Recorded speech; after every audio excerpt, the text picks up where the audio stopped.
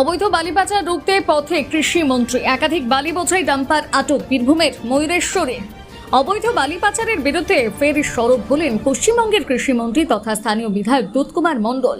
বৃহস্পতিবার সকালে ময়ূরেশ্বর থানার অন্তর্গত কোটাসুর বাজার সংলগ্ন 11 নম্বর রাজ্য সড়কে স্থানীয় বাসিন্দাদের সঙ্গে নিয়ে তিনি অভিযান চালান।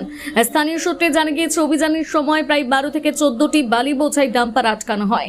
অভিযোগ, একটি গাড়িতে সম্পূর্ণ অবৈধভাবে বালি পাচার করা হচ্ছিল। এছাড়াও একাধিক গাড়িতে নির্ধারিত সীমার তুলনায় অতিরিক্ত বালি বোঝাই ছিল। স্থানীয়দের আরও দাবি, এই রাজ্য সড়ক দিয়ে দীর্ঘদিন ধরে অবৈধভাবে বালি পাচার চলছে। অনেক গাড়িতে নম্বর প্লেট ছিল না, আবার যেসব গাড়িতে নম্বর প্লেট ছিল সেগুলোর নম্বর স্পষ্টভাবে পড়া যাচ্ছিল না। ঘটনার খবর পেয়ে দ্রুত ঘটনাস্থলে পৌঁছয় ময়ূরেশ্বর থানার পুলিশ। কৃষিমন্ত্রী দুধকুমার মণ্ডল অবৈধভাবে বালি বোঝাই করা একটি ডাম্পার পুলিশের হাতে তুলে দেন এবং আইনানুগ ব্যবস্থা নেওয়ার দাবি জানান। পুলিশ সূত্রে জানা গিয়েছে, আটক ডাম্পারটি জব্দ করা হয়েছে এবং এই ঘটনার তদন্ত শুরু হয়েছে। সংশ্লিষ্ট গাড়ির বিরুদ্ধে আইন অনুযায়ী প্রয়োজনীয় ব্যবস্থা গ্রহণের প্রক্রিয়া চলছে। সকালবেলা এসে দেখছি যে আমাদের জানা আছে গভর্নমেন্টের নির্দেশ 15 তারিখের পর থেকে বালি আপাতত বর্ষাকালের জন্য বন্ধ থাকে। প্রতি বছরেরই এটা নিয়ম, কিন্তু একইভাবে সেই একই অনৈতিক পদ্ধতিতে সেই সমানে বালির গাড়ি র্যান্ডাম চলে যাচ্ছে এবং কোনো রকম আইনের তোয়াক্কা না করে সরকারকে বুড়ো আঙুল দেখিয়ে ইভেন সরকারের যেটা আপনার যে টাকাটা নির্ধারিত করা আছে সেই টাকার কোনো রসিদ ছাড়াই উইদাউট চালান সমানে বালির গাড়ি বেরিয়ে যাচ্ছে। তার জন্য আমরা সকালে এসে আজকে এখানে আমাদের মাননীয় মন্ত্রী সাহেবও উনিও নিজে উপস্থিত থেকে উনি দেখলেন, ব্যাপারটা পর্যবেক্ষণ করলেন।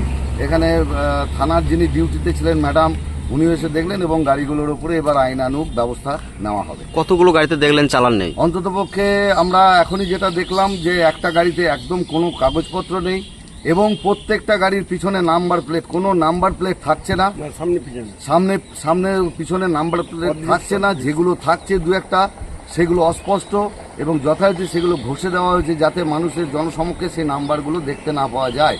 এবং এখানে যে চেক পয়েন্ট করা হয়েছে বিএলআরও অফিসের এই পয়েন্টে, এখানে এনারা হাত তুললেও গাড়িগুলো দাঁড়াচ্ছে না এবং এইভাবেই চলে আসছে। যার জন্য আজকে আমরা এই এলাকাবাসী, এলাকার মানুষ এখানে এসে আজ যাতে আর ভবিষ্যতে এরকম ধরনের অনৈতিক কার্যকলাপ যাতে করতে না পারে তার জন্য আইনের হাতে আমরা এগুলোকে হ্যান্ডওভার করলাম।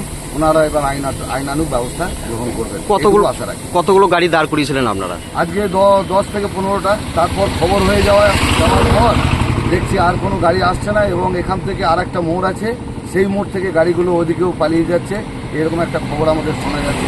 যা আগামী দিনে দেখা যাবে কি করা যায়। একটা গাড়িতে তো চালান ছিল না, বাকি যে সমস্ত গাড়িগুলো দাঁড়িয়ে ছিল চালান যেটা থাকছে সেটা দেখা যাচ্ছে টাইমিংয়ের ভুল। চালান নিচ্ছে হয়তো জাস্ট 15 মিনিট আধ ঘন্টা আগে, আধ ঘন্টার মধ্যে গাড়িটা এখানে আসতে পারে না। এর মধ্যে আমাদের কিছু মনে হচ্ছে যে সন্দেহজনক কিছু একটা হতে পারে। আর দ্বিতীয় কথা হচ্ছে চালান আসছে হয়তো 630 CFT, কিন্তু গাড়ি যখন কাটা করার প্রশ্ন উঠছে তখন দেখা যাচ্ছে 300, 400, 500 CFT বেশি তাদের ওভারলোড নিয়ে যাচ্ছে।